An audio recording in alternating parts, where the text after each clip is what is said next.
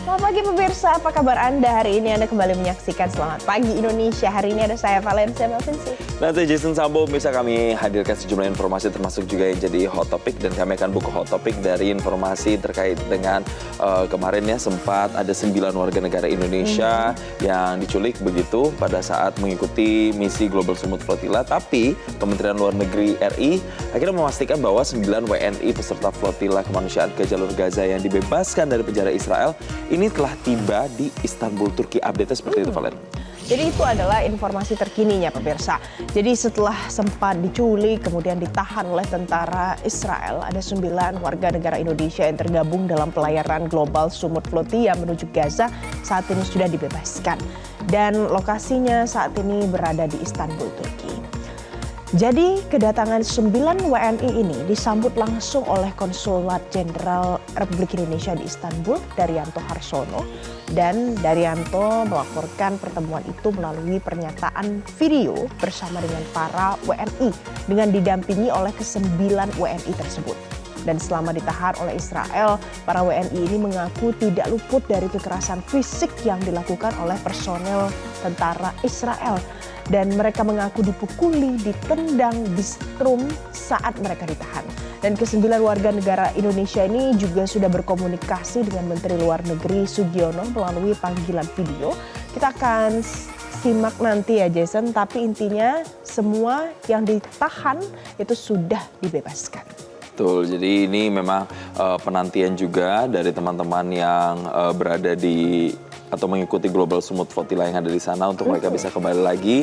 Dan memang perjuangan mereka banyak disoroti dan kemudian ini diharapkan menjadi kabar baik ya. Kebebasan dari mereka. Tapi yang juga jadi kabar baik adalah hot topic yang berikut ini nih pemirsa. Jadi jelang puncak haji ada jutaan jemaah dari berbagai negara termasuk Indonesia yang saat ini terus memadati kawasan Masjidil Haram di kota Mekah. Kita lihat pemirsa. Jadi suasana Masjidil Haram terlihat dipenuhi oleh jutaan jemaah dari berbagai negara termasuk jemaah haji asal Indonesia. Sejak berada di kota Mekah, jemaah haji asal Indonesia memanfaatkan waktu dengan memperbanyak ibadah wajib di Masjidil Haram serta menjalankan umroh sebagai bagian dari rangkaian perjalanan spiritual mereka di Tanah Suci. Aktivitas tawaf di pelataran Ka'bah berlangsung hampir tanpa henti, sementara jemaah lain terlihat melaksanakan sa'i antara Bukit Safa dan juga Marwah. Nah, kebanyakan jemaah haji ini memilih untuk beribadah di Masjidil Haram pada malam hari pemirsa. Selain karena kondisi cuaca yang lebih dingin begitu, suasana malam juga lebih tenang sehingga lebih fokus untuk berdoa atau melakukan ibadah sunnah lainnya. Tapi yang terpenting dari semua itu adalah kita doakan para jemaah haji yang saat ini sedang menunaikan ibadah haji di sana termasuknya dari Indonesia bisa lancar dan kemudian dihindarkan dari cuaca panas di sana, harus banyak-banyak proteksi diri, hidrasi penuh supaya ibadahnya benar-benar bisa maksimal ya. Selanjutnya Jason, pemirsa, kalau ini gimana ya, ini bikin kita sedih sebenarnya. Jadi ada informasinya pemirsa, ada seekor anak harimau Sumatera, ini harimau Sumatera ya yang dilindungi. Betina usianya sekitar 1,5 tahun ditemukan terjerat di kebun warga di Jorong 5, Padang Baru di negeri Padang Mantinggi, Kecamatan Rao di Kabupaten Pasaman, Sumatera Barat. Ini dia pemirsa visual yang didapatkan. Ada satwa dilindungi yang ditemukan dalam kondisi lemah ini dengan luka serius di bagian leher. Dan luka yang kita lihat ini adalah luka yang timbul karena kena jeratan. Nah, tim Balai Konservasi Sumber Daya Alam Sumatera Barat bersama dengan personel Polsek Rao langsung melakukan evaluasi dan juga dievakuasi dari satwa yang ditemukan dalam keadaan luka ini. Dan dokter hewan yang ikut dalam penanganan menyebutkan kalau harimau Sumatera ini berjenis kelamin betina yang sedang beranjak dewasa, baru belajar lepas dari induknya. Perkiraannya usia sekitar 1,5 tahun. Luka gores pada leher sudah dilakukan pengobatan dan selanjutnya anak harimau ini akan dievakuasi ke lembaga konservasi untuk rehabilitasi sebelum nanti dilepas liarkan kembali ke hutan. Kemudian BKSDA mengimbau supaya masyarakat tidak memasang jeratan di kawasan yang diduga jadi habitat satwa liar. Dan kalau menemukan satwa terluka atau terjerat, warga diminta untuk segera melapor ke pihak berwenang agar penanganan bisa dilakukan dengan aman.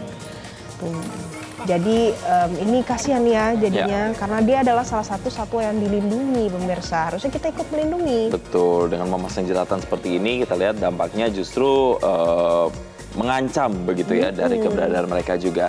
Tapi kita tinggalkan hot topic yang tadi, kita beralih lagi ke hot topic berikutnya pemirsa, ini terkait dengan Majelis Hakim Pengadilan Negeri atau PN Jakarta Pusat yang memvonis Dirut PT Teradron Indonesia Michael Wisnuwardana dengan pidana penjara 1 tahun dan 4 bulan dalam kasus kebakaran gedung Teradron yang menewaskan 22 orang beberapa waktu lalu, kalau Anda masih ingat kasusnya pemirsa. Jadi dalam menjatuhkan putusan terhadap Michael Wisnu, hakim turut mempertimbangkan hal yang memberatkan dan juga meringankan. Keadaan yang memberatkan atas kelalaian terdakwa karena mengakibatkan meninggalnya 22 karyawan yang seharusnya ini bisa dicegah dengan memperhatikan standar K3. Dan hakim menyatakan Michael Wisnu memiliki kewajiban penuh untuk bisa memperbaiki kondisi keselamatan gedung yang telah ia sewa selama lebih dari 2 tahun. Sementara ada hal lain pemirsa yang juga dipertimbangkan, yaitu hal yang meringankan. Yakni Michael Wisnu itu telah menyatakan penyesalan yang tulus dan juga telah meminta maaf pada keluarga korban. Dan terdakwa juga belum pernah dipidana sebelumnya. Tidak hanya itu, hal meringankan lainnya juga dipertimbangkan oleh hakim adalah bos Teradron ini telah mengupayakan perdamaian dengan keluarga korban dan bahkan sampai dengan memberikan santunan dan beasiswa untuk anak korban pemirsa. Dan kita akan sama-sama mendengarkan apa yang disampaikan oleh hakim berikut ini. Kepada terdakwa, oleh karena itu dengan pidana penjara selama 1 tahun dan 4 bulan. 3. Menetapkan masa penangkapan dan penahanan yang telah dijalani terdakwa dikurangkan sebelumnya dari pidana yang dijatuhkan. 4. Menetapkan terdakwa tetap ditahan. 5.